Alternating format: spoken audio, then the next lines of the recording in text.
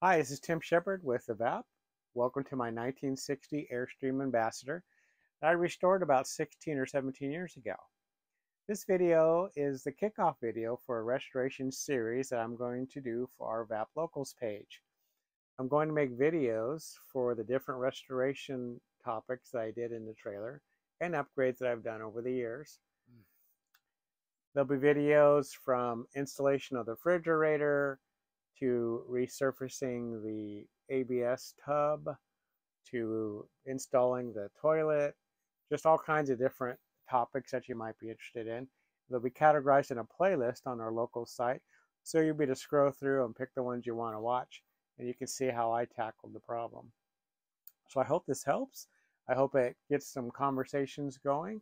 You're welcome to leave feedback on the comment section of this post on our local site, and feel free to interact with one another as well. So let's get started.